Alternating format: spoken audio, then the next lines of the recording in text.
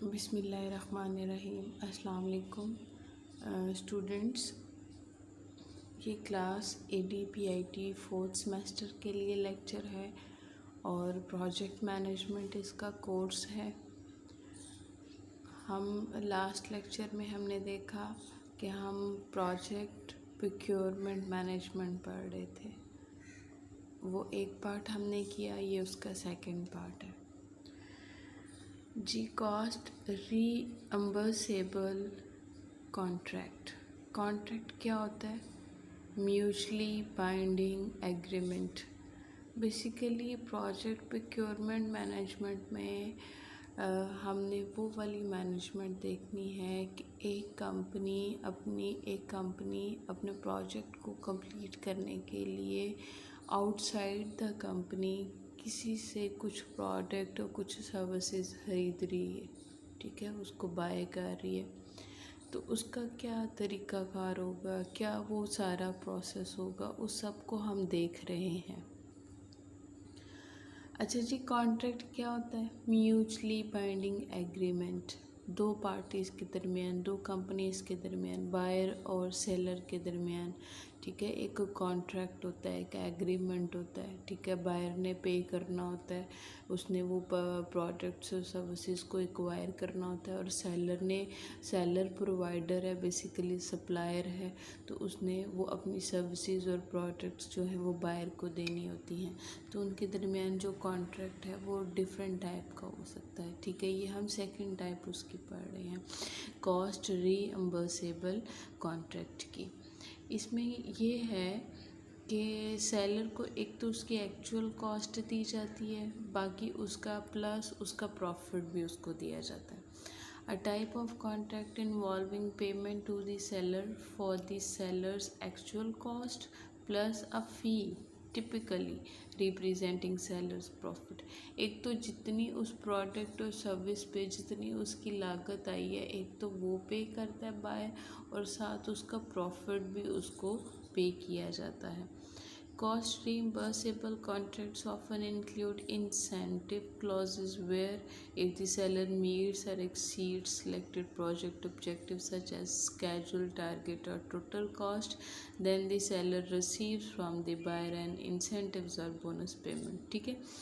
इसमें उसने कहा कि इंसेंटिव क्लॉज शामिल होती हैं, और अगर सेलर बायर की रिक्वायरमेंट्स के अकॉर्डिंग वो जो प्रोजेक्ट के ऑब्जेक्टिव्स हैं उनको पूरा कर लेता है या उनसे बढ़ जाता है, मतलब कैसे कि इतना वो स्केड्यूल दिया हुआ था, एलोकेट किया हुआ था कि इतने स्केड्यूल में आप हमें ये प्रोडक्ट दे देना, ठीक है, वो विद इन टाइम दे देता है, ये टाइम से पहले दे देता है। यहाँ हम एक कॉस्ट डिफ़ाइन कर लेते हैं, जी इतनी कॉस्ट में हमें ये प्रोडक्ट चाहिए। अगर वो इसको मीट कर लेता है तो फिर बायर उसको प्रॉफिट भी देता है, उसको इंसेंटिव भी देता है, उसको बोनस भी देता है, ठीक है। ये डिफरेंट टाइप्स हैं आपके पास कॉन्ट्रैक्ट्स की। कॉस्ट प्लस कॉन्ट्रैक्ट्स केस में कॉस्ट भी है और साथ में उसको कोई बोनस या कोई इंसेंटिव दिया जाता है। कॉस्ट प्लस फिक्स्ड फ़ी, कॉस्ट प्लस इंसेंटिव फ़ी, कॉस्ट प्लस अवार्ड फ़ी, ठीक है। ये फिक्स्ड फ़ी में देखते हैं क्या होता है। A type of cost reimbursable contract where the buyer reimburses का मतलब होता है पैसे देना, ठीक है, मनी खर्च करना, स्पेंड करना, उसको जो है वो पे करना। Buyer reimburses the seller for the seller's allowable cost, ठीक है। इसमें बायर ने वो पैसे, वो मनी तो ज़रूर ही सेलर को देनी है जितनी उसकी लगी है, ठीक है, जो कि कॉन्ट्रैक्ट में डिफ़ाइन कर दी गई है, जी इतनी कॉस्ट में, इतनी लागत में हमें ये प्रोडक्ट चाहिए, वो तो डेफिनेटली बायर उसको पे करेगा, ठीक है, सेलर को देगा, plus a fixed amount of profit. तो साथ एक अमाउंट फिक्स कर ली जाती है कि ये आपको इतना जो है वो प्रॉफिट दिया जाएगा। एक तो जो उसकी कॉस्ट आएगी लोएबल कॉस्ट है, और plus fixed amount of profit, ये हो गया CPFF। CPIF इसमें इंसेंटिव फी कॉन्ट्रैक्ट आ जाएगा, cost plus incentive fee contract. A type of cost reimbursable contract where the buy reimburses the seller for the seller's allowable cost, ठीक है, जो उसकी अलोएबल कॉस्ट है जो कि कॉन्ट्रैक्ट में डिफाइन है कॉस्ट, वो उसको पे करेगा। And the seller earns it profit, ठीक है, और उसको वो प्रॉफिट दिया जाएगा if it meets defined performance criteria.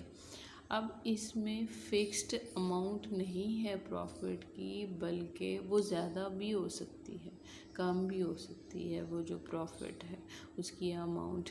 बस आप एक क्राइटेरिया डिफाइन कर देते हैं कि आपकी प्रोडक्ट में ये चीज़ ज़रूर होनी चाहिए या इतने टाइम में ये प्रोडक्ट ज़रूर मिल जानी चाहिए। और जब वो क्राइटेरिया, उस परफॉर्मेंस क्राइटेरिया को सेलर मीट कर लेता है तो फिर आप उसको बोनस देते हो, वो ज़्यादा भी हो सकता है, ठीक है, फिक्स नहीं है।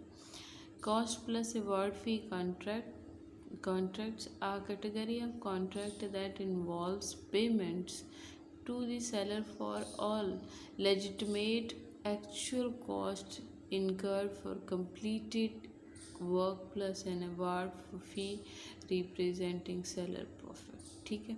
इसमें उसको अवार्ड भी दिया जाता है और काम करने का जो मुआवजा है, जो एक्चुअल कॉस्ट है, वो भी पे की जाती है। अवार्ड मतलब इसमें भी उसकी अवार्ड की लिमिट या अमाउंट जो है वो फिक्स नहीं है, ठीक है। ये थर्ड टाइप है जी कॉन्ट्रैक्ट की, टाइम एंड मटेरियल। इसमें दोनों की अरेंजमेंट आ जाती हैं, ठीक है। एक तो फिक्स्ड प्राइस कॉन्ट्रैक्ट्स जो हमने पीछे पढ़े थे, और अभी हमने जो कॉन्ट्रैक्ट पढ़ा है वो है कॉस्ट रीइंबर्सेबल कॉन्ट्रैक्ट। इसमें दोनों की प्रॉपर्टीज़, दोनों की करेक्टरिस्टिक्स आ जाती हैं। अ type of contract that is a hybrid contractual contractual arrangement containing aspects of both cost reimbursable and fixed price contracts, ठीक है। Time and material contracts resemble, मतलब वो कॉस्ट रीइंबर्सेबल टाइप भी है और कॉस्ट फिक्स्ड, वो रिजेंबल फिक्स्ड प्राइस अरेंजमेंट्स भी है। ये दोनों इसमें आ जाएंगे क्योंकि इसमें कॉस्ट रीइंबर्सेबल टाइप में देखें तो इसमें कोई भी डेफिनेट एंड जो है वो नहीं है, because the full value of the arrangement is not defined at the time of the award, क्योंकि ये वो जो है लिमिट और जो फुल वैल्यू है वो डिफाइन नहीं है। Conversely, time and management material arrangements can also resemble fixed price arrangements. Fix price भी हो सकते हैं ये टाइम एंड मटेरियल कॉन्ट्रैक्ट्स, मतलब इन दोनों की प्रॉपर्टीज़। अच्छा जी, हम पढ़ रहे हैं प्लान प्रोक्योरमेंट मैनेजमेंट, कि जब आपने कोई प्रोक्योरमेंट करनी ही है outside the company, outside the organisation, आपने कोई प्रोडक्ट ख़रीदनी है, कोई सर्विसेज लेनी है फ्रॉम अदर ऑर्गेनाइजेशंस, तो फिर आपको प्लान प्रोक्योरमेंट मैनेजमेंट भी करना पड़ेगा।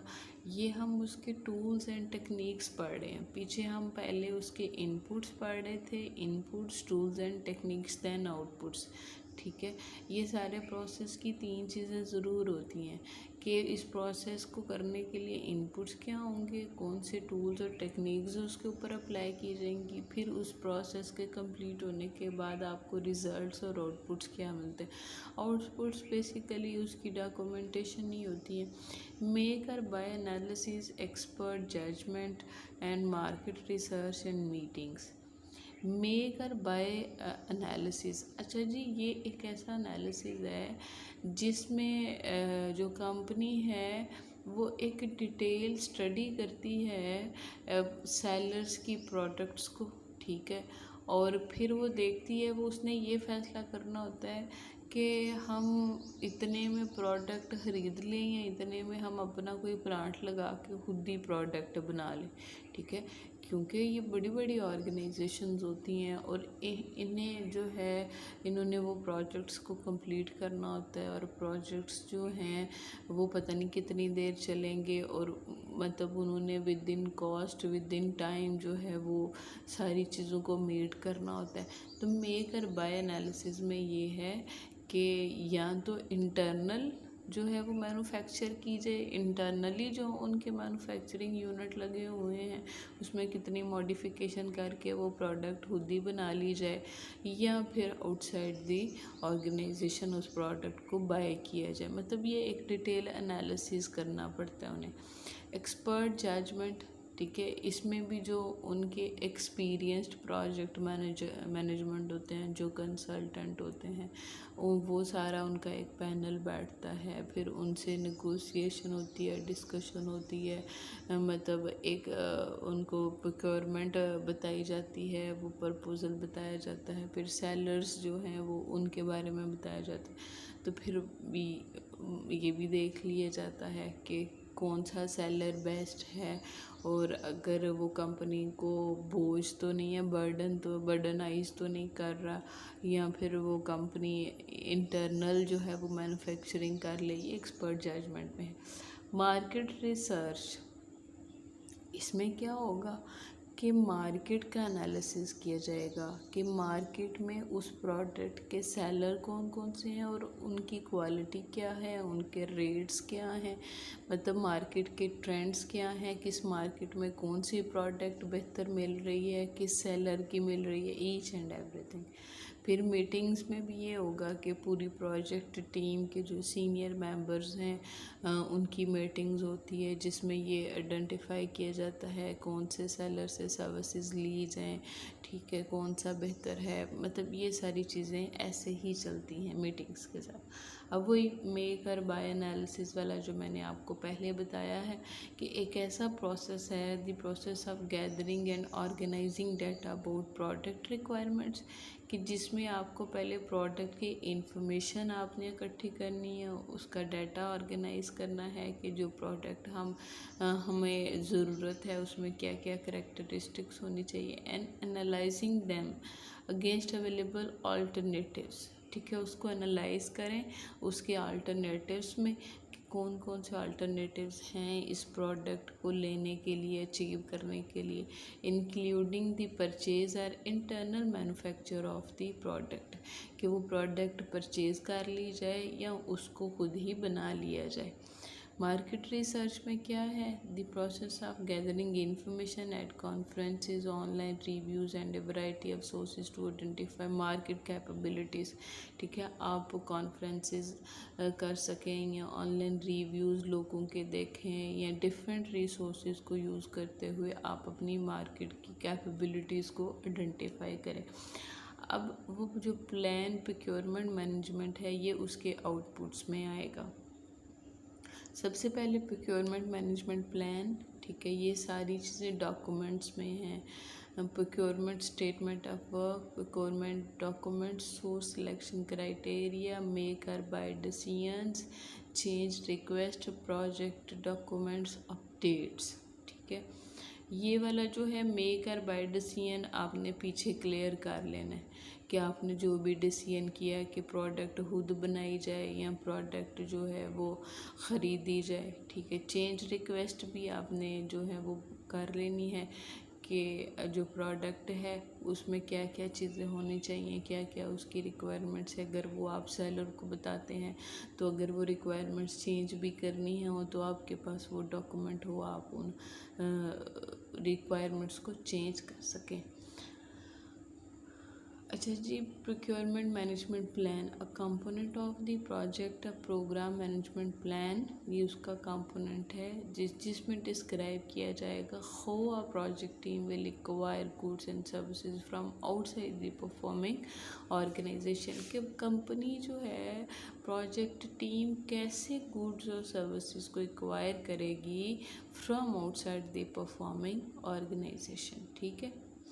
उसके बाद है procurement statement of work, describes the procurement item in sufficient detail to allow prospective sellers to determine if they are capable of providing the product, services or results।